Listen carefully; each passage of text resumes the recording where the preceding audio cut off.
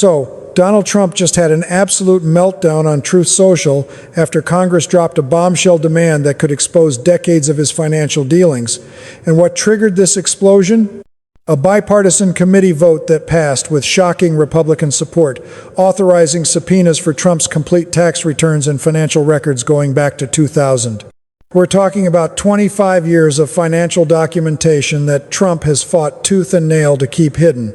According to multiple sources inside the Capitol, Trump started posting within minutes of the vote, calling it a witch hunt worse than anything we've ever seen, and threatening to remember every single rhino traitor who voted for it. This isn't just another congressional investigation or political theater. We're talking about a formal demand backed by congressional subpoena power that could reveal everything from real estate valuations to foreign business dealings to loan structures that Trump has spent millions in legal fees trying to conceal. And trust me, Trump's reaction on social media tells you everything about how terrified he is of what might be uncovered. It's honestly hard to believe we're watching a former president have a public meltdown because Congress is doing exactly what it's constitutionally empowered to do: provide oversight and investigate potential conflicts of interest. Let me fill you in on what's been happening. The House Oversight Committee has been building toward this moment for months, quietly gathering preliminary evidence and building a bipartisan coalition. After Kevin McCarthy's ouster and Mike Johnson's rocky speakership, there's been a shift in Republican willingness to assert congressional independence from Trump's demands. According to Politico's December 10th report, moderate Republicans have been increasingly frustrated with Trump's grip on the party and his demands for absolute loyalty even when it conflicts with their constitutional duties. The committee spent weeks negotiating the scope of the subpoena, bringing in both Republican and Democratic legal experts to ensure it would withstand court challenges. But here's where the rubber meets the road. During a closed-door session on December 9th, the committee voted 28-14 to authorize comprehensive financial subpoenas targeting Trump's businesses, personal accounts, and related entities. What shocked everyone was that 6 Republicans joined all Democrats in supporting the measure. These weren't fringe moderates or outgoing members with nothing to lose. These were sitting Republicans from competitive districts who made a calculated decision that congressional oversight matters more than Trump's approval. And before we go any further, let's be real for a second. For Republicans to vote against Trump's interests on something this significant means they've concluded that protecting him is more dangerous politically than standing up to him. That's a massive shift in the political calculus. Here's where it gets interesting. According to multiple sources, including CBS News and CNN, here's what went down in that committee room.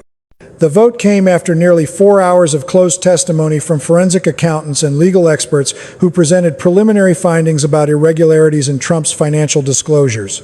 According to CBS News reporting from December 9th, the committee heard evidence of significant discrepancies between valuations Trump provided to banks versus what he reported to tax authorities. The forensic accountants described patterns consistent with what they called aggressive tax optimization strategies that warranted further investigation.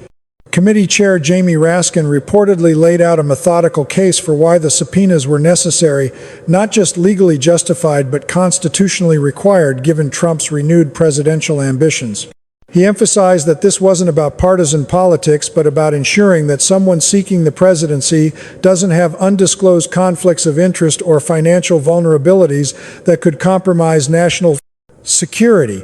According to reporters who spoke with members after the vote, several Republicans privately expressed concern about foreign business dealings, particularly involving properties in countries with adversarial relationships to the United States. The bombshell came when Representative Nancy Mace, a South Carolina Republican who has been unpredictable in her Trump support, stood up and announced she would vote yes on the subpoenas. According to multiple reporters in the room, Mace delivered an impassioned speech about congressional responsibility, noting that if Congress won't provide oversight when someone has this many questions surrounding their finances, then Congress has abdicated its constitutional role. She was joined by representatives from swing districts in California, New York, and Pennsylvania, Republicans who calculated that their voters want accountability more than they want Trump protection. This sent shockwaves through the Capitol because it transforms the entire dynamic. When Republicans break ranks on something Trump cares deeply about, it signals that his control over the party is weakening. The claims that investigating Trump is purely partisan collapse when members of his own party vote for the investigation. This testimony and vote made clear that at least some Republicans believe the financial questions are serious enough to warrant examination regardless of political consequences.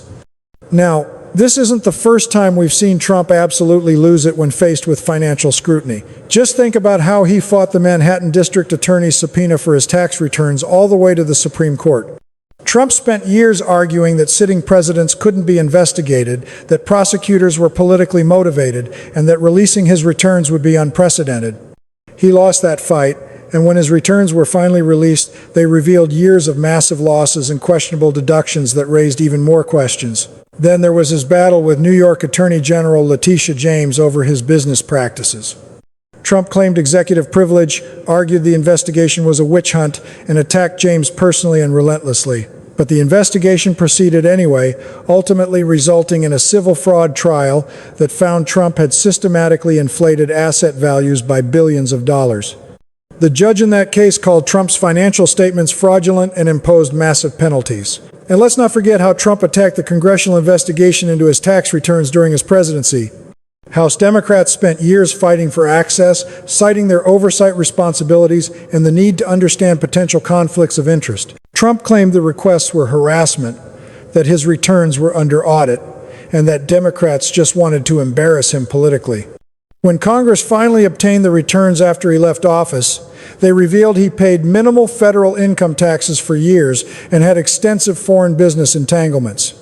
Even his own former CFO, Alan Weisselberg, pleaded guilty to tax fraud charges related to the Trump Organization's practices. Weisselberg, who knew every detail of Trump's finances after decades with the company, chose cooperation and admitted to criminal conduct rather than face trial. The man who managed Trump's money admitted in court that the organization engaged in systematic tax fraud. Now, it looks like Congress is demanding the most comprehensive look yet at Trump's finances, and his reaction suggests he's terrified of what they'll find. The pattern is unmistakable. Trump fights financial transparency with everything he has, claims every investigation is political persecution, attacks anyone who asks questions about his money, and ultimately loses when courts and investigators persist. So what specifically is Congress demanding, and why is Trump so panicked? Let's break it down. According to the subpoena authorization reported by Politico and CNN, Congress is demanding complete tax returns from 2000 to 2024, covering both personal returns and business entity returns. That's 25 years of detailed financial information that shows income sources, deductions, losses, and potential red flags. They're also demanding complete banking records from major institutions that have financed Trump properties. This would reveal loan terms, collateral agreements, and whether Trump provided accurate financial information to secure financing. Legal experts note that if there are significant discrepancies between what Trump told banks and what he told tax authorities, that's potential bank fraud. Now, here's the kicker. The subpoenas also target foreign business dealings specifically.